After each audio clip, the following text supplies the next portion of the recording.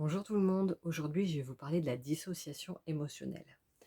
Donc lorsqu'on se retrouve en insécurité, avec un stress intense et des émotions vraiment fortes telles que la peur, la colère, mais aussi la tristesse, vraiment quelque chose de très fort, ça va déclencher les hormones du stress, c'est-à-dire la libération de cortisol et d'adrénaline.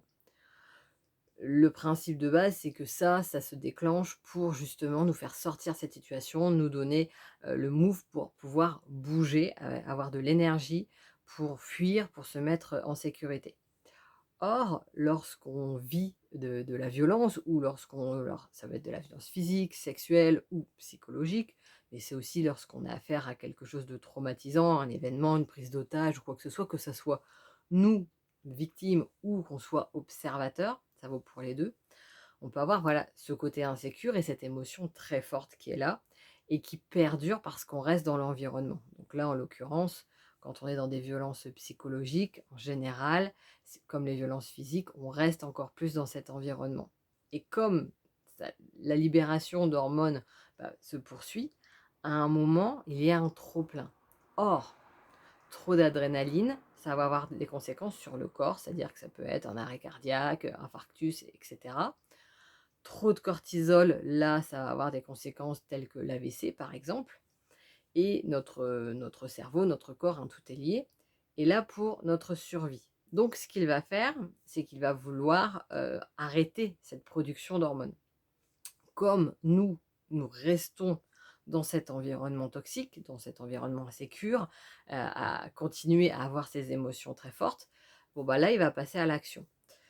Alors je vous dis ça parfois, le temps est très court, hein. Quand on est agressé, on peut vivre exactement la même chose et c'est en peu de temps.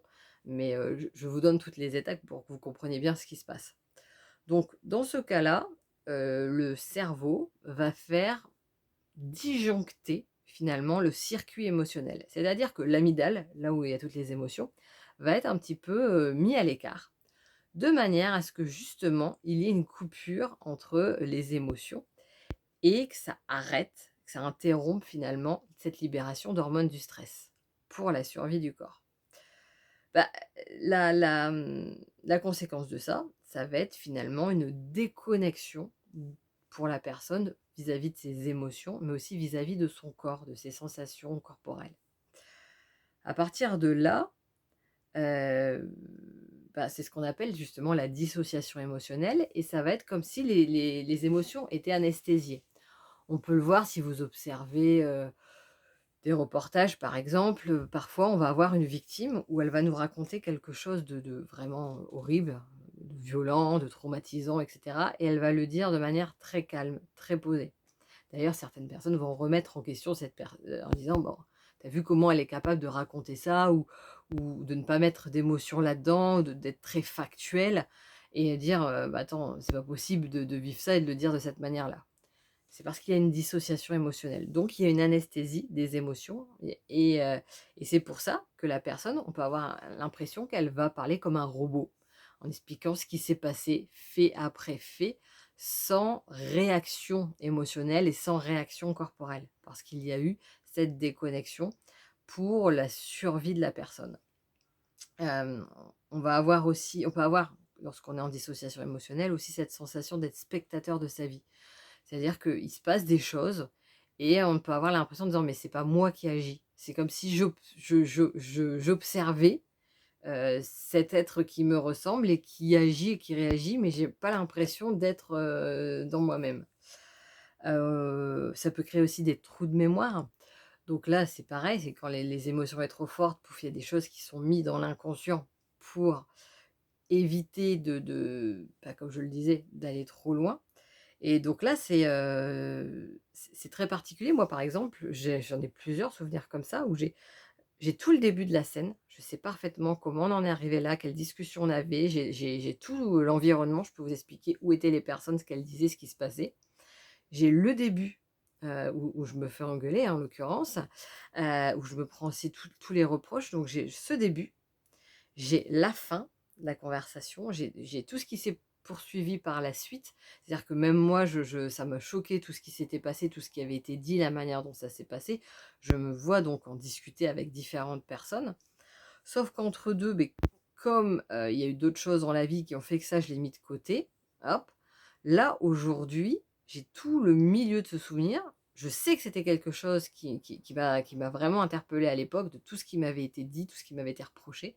Mais non, j'ai tout le début de la scène, j'ai toute la fin de la semaine et j'ai pas le milieu. Parce qu'en fait, c'était un moyen pour mon cerveau de me protéger. Ça a été mis de côté et c'est désormais dans mon inconscient et c'est ce qu'on retrouve quand on a cette dissociation, par exemple. Et également une déconnexion corporelle.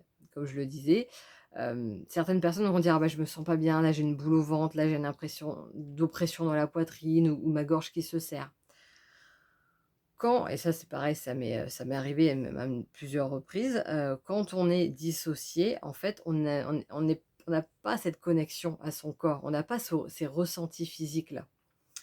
Donc ça, c'est des, exemples de ce qu'on peut retrouver justement quand on a cette dissociation émotionnelle. Et là, bah, pour en sortir, en premier lieu, alors je me répète, mais effectivement, c'est parce que c'est traiter les traumas et de le faire avec un spécialiste, un thérapeute, un psy. Comme moi, je suis spécialisée dans la gestion des traumatismes, donc c'est, là qu'on entre en jeu pour aider la personne finalement à, bah, à gérer son trauma qui va grosso modo, hein, permettre de re-ranger les choses dans les bonnes cases pour que l'émotion soit aussi moins forte. Donc le souvenir va être là, on n'enlève pas le souvenir, mais l'émotion associée, elle, sera, beaucoup plus posée et c'est ce qui permettra d'éviter après le stress post-traumatique. Ça, j'ai déjà fait une vidéo dessus sur les effets que ça peut produire. On peut également, bah, déjà, même avant de traiter ces traumas, c'est de la prise de conscience. Ça, c'est indispensable. Si vous m'écoutez depuis un moment, je le dis à chaque fois, tout passe par une prise de conscience. C'est quand il y a cette prise de conscience de dire là, c'est pas normal, ou là, je suis dans cet état-là, ou là, je ressens ça, que là, on va mettre en place certaines choses pour pouvoir évoluer, pour pouvoir en sortir. Comme le fait justement de se faire accompagner auprès d'un thérapeute pour gérer ses traumas, comme le fait de chercher à être vraiment dans une sécurité intérieure parce que il y a eu ça à la base, hein, c'était vraiment un moment d'insécurité et donc là, ça va être revenir à cette sécurité intérieure, donc par différents exercices, qui utilisent tout, qui utilisent aussi bien son mental que l'émotionnel, que l'énergétique, que le physique, pour vraiment être capable de se poser dans son environnement et de se sentir bien, ce qui fait aussi complètement baisser le taux de cortisol. C'est, bah, réapprivoiser son corps, donc ça va passer par des exercices peut-être d'activité physique douce, comme, le yoga, comme, ça peut être de la danse, ça peut être même de la piscine. À partir du moment où justement c'est dans cette douceur où on apprend à être connecté à ses sensations. Ça peut être après tout simplement des massages, ça peut être de nous prendre le temps de se connecter, de dire: «Qu'est-ce que tu ressens là?» et de se faire des scans corporels. Enfin, c'est plein de petites choses comme ça où on apprend à reconnecter finalement le cerveau, le corps pour que tout, soit de nouveau lié et puis, bah, bien évidemment, c'est apprendre à accueillir ses émotions. Donc régulièrement se poser la question: «Qu'est-ce que je ressens?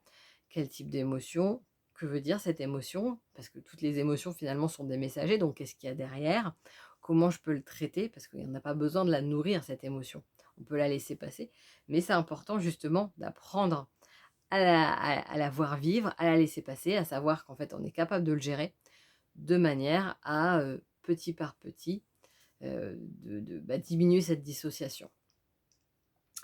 Là, en l'occurrence, ce sujet m'a été, demandé par une personne d'entre vous, donc dans les commentaires, parce que comme vous le savez, si vous avez une question, s'il y avait un concept que vous voulez aller un peu plus loin, n'hésitez pas à me la mettre en commentaire ou à m'envoyer un mail si vous voulez, me le dire en aparté pour que je fasse une vidéo dessus. Et donc, dans ce commentaire, la personne me disait, bah, désormais, j'aimerais éviter d'avoir cette dissociation. Ça, c'est pas possible, dans le sens où cette dissociation, comme je l'ai dit, elle est là pour vraiment permettre à la personne de survivre. Donc, c'est un mécanisme de survie, donc on ne peut pas chanter. Par contre, on peut mettre certaines choses dans notre vie de manière à ce que cette dissociation se fasse, le moins souvent possible et dure le moins longtemps, soit de moins en moins forte. Donc pour ça, alors, ça va reprendre des choses comme, ce que j'ai dit pour en sortir, hein. Ça peut nécessiter une thérapie, comme je le disais. Là, ça permet En gros, de vider un petit peu tout ce qu'on garde et d'éviter d'être à saturation trop vite. Ça va passer par ce côté de régulation des émotions, donc d'aller plus loin là-dessus pour ne pas appréhender les émotions, pour être capable de les laisser passer et de ne pas, entrer en connexion avec elles et se laisser emporter ou pour ne pas la fuir, mais vraiment la laisser être telle qu'elle est. Ça faire des exercices d'ancrage. Donc là, ça va aussi avec ce côté sécurité intérieure, mais en fait d'apprendre à être posé là, dans l'instant présent et à s'ancrer dans la terre, pour dire: «Je suis là et je suis pas trop dans mon mental ou plus haut» et bah, c'est apprendre à se créer vraiment des repères sécures finalement. Parce que pour dire dans mon environnement: «OK, là je suis là, tout va bien. Là il se passe ça, tout va bien. Là j'ai ça me sécurise, tout va bien». Qu'importe ce qu'on utilise, qu'importe la manière que ça soit par son environnement, parce que justement c'est créer un cocon, que ça soit par les personnes qui nous entourent ou ça peut être aussi par un objet qu'on porte sur soi, qu'on peut dire un peu un côté totem, un côté, quelque chose qui rassure. Qu'importe, mais c'est des petites choses qui permettent justement de dire: «OK, là j'ai ça, tout va bien. OK, super» et c'est ce qui permet d'éviter d'avoir des émotions qui sont tellement amplifiées dans un environnement insécure que la seule solution pour le cerveau, pour notre survie, c'est de sointer finalement, les de couper le lien émotionnel de manière à ce que, notre cerveau ou notre cœur ne disjoncte pas et qu'on reste en vie, très basiquement. Donc voilà, n'hésitez pas à me dire si vous avez des questions. Comme je le disais, si vous avez aussi un autre sujet qui vous parle. Si besoin, vous avez mes coordonnées, donc en dessous de la vidéo ou, dans le descriptif pour pouvoir prendre un rendez-vous avec moi pour traiter vos traumatismes ou pour aller plus loin aussi sur, de manière globale sur une thérapie.